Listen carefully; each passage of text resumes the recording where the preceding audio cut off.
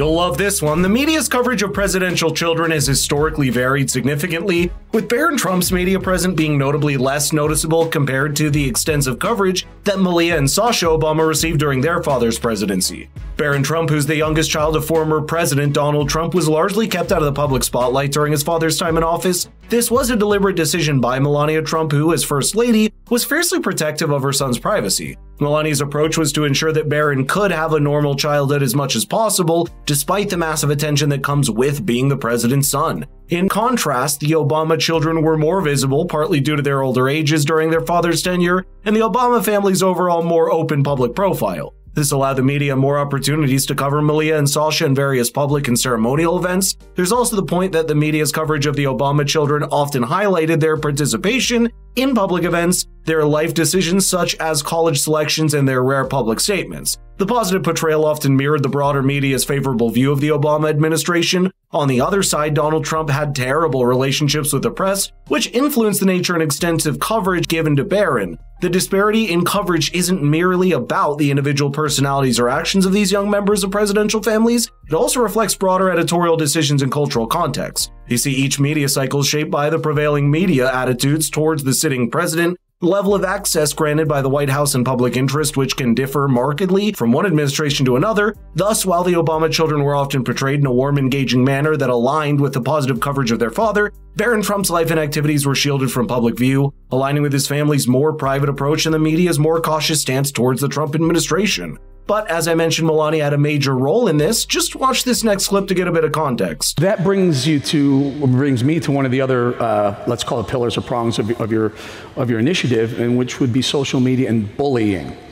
How do you handle that? Where are you on that scale of, do you monitor what he's doing on social media? Do you not get involved? As a parent, I recall this, there was a delicate balance between not wanting to be too overbearing as a parent, but also not wanting to close your eyes to some dangers. He doesn't have a social media yet. He's not interested in it. He's all into sport, so he's a great athlete.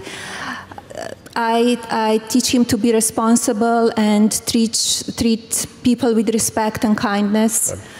And that's very important for me. By the way, do subscribe for more discussions like this. Now, this speech was given in 2018 when Barron was just 12 years old. I think it's a wise decision for a person like Barron to not have a social media presence, which was reportedly a decision driven by his mother. The choice to keep Barron off social media is significant in an age where the online presence of presidential families can be put under the microscope. Social media platforms, while providing a space for connection and expression, can also be arenas of critical, sometimes cruel public feedback. For a young person in Barron's position, the risks of cyberbullying and unwanted attention are high amplified and as a result impacting his personal development and privacy. For instance, Melania has herself faced intense attacks on her actions, even though she was mainly doing what any First Lady before her did, so it's totally understandable why she would take such a decision. Melania's protective stance extends beyond just social media, where it is highly speculated that she had a role in Barron's rejection of becoming a delegate for the upcoming RNC convention, during which Donald Trump will officially become the Republican nominee for the presidential election. A spokeswoman for Melania said, quote, "While Barron is honored to have been chosen as a delegate by the Florida Republican Party, he regretfully declines to participate due to prior commitments, without further clarifying what those commitments are." But she's not the only one who's protective of her child. Donald Trump also likes to keep it low when it comes to Barron. Watch this next clip to see how he handles it. What's happening with Barron? Is he going off to college? And how do you choose one? Because they all hate all Republicans, never mind one named Trump. Barron's a very good athlete. He's very tall. He is tall. How tall is he? About 6'8", and he's a good kid. You know, he's a good-looking kid. He's a good student, great student actually, very good student. You want him to go to Wharton? Where do you want him to go? Well, we're thinking about that right now. Those are the things we're talking about right now. That is the shortest sequence of Q&A that I've seen Donald Trump engage in, but it's not the first time that Donald Trump expresses immense pride in Barron. In multiple public statements and appearances, Trump has been vocal about Barron's capabilities and potential, attributing to him traits such as intelligence, height, and a certain behavior that reflects the elder Trump's persona. He's also reportedly a good golfer and a soccer player. Barron, who stands even taller than his father, mirrors Donald Trump not just in stature, but in some behaviors as well. Observers and people who had direct interactions with him have noted Barron's confidence and poise in public appearances, which are qualities frequently associated with Donald Trump's persona. Despite his young age, Barron displays a level of maturity and composure that many believe will lead to him achieving great things in whatever field he chooses to pursue. One of these people is Patrick Bet David, who received an invitation from Barron for dinner because of him being a fan of Patrick's podcast. Watch how he describes that dinner in this next clip. I'm doing a podcast. Wow. I get an email saying Barron Trump wants to have dinner with you because he follows the content. I'm like, okay, Sam, can you verify this? Sam makes a few phone calls, says, no, it's real. We get there and Barron comes out and we go sit down and have dinner with Barron. Now you got to realize I'm so curious who this kid is, right? He just turned 18 years old, March 20th.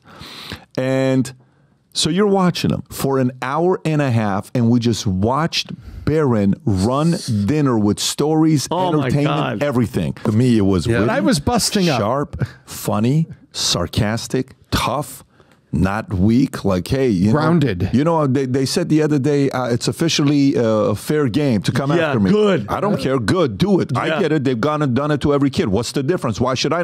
It was very interesting. Yeah, I think one of the hardest I laughed is when he goes, look, because all of a sudden the music just comes on loud, right, Jesse? And we're like, what the hell is that? He's like, my freaking dad's the DJ. All you see is the president on his iPad, the lights in his face. Nothing compares. Nothing compares to you. The apple doesn't fall far from the tree. Whether you love or hate Donald Trump, you can't deny the fact that Barron Trump's development into the person he is today is the result of the upbringing and guidance provided by his parents from a young age. Barron has been raised in a household that emphasized the values of hard work, personal responsibility, and doing good towards others. Regardless of the route he chooses, Barron's journey will undoubtedly be closely watched given his family's public profile. As he prepares for choosing his college and what to do in the next phase of his life, it's clear that Barron, with the support of his family, has a world of possibilities at his feet. Whether he decides to follow his father's footsteps in business or carve out his own unique path, the blend of his upbringing and personal experiences equips him to make impactful decisions. But what are your thoughts on this? Do you think that Melania will have less of an influence on Barron's future now that he's 18 years old? Let's get the conversation rolling in the comments down below.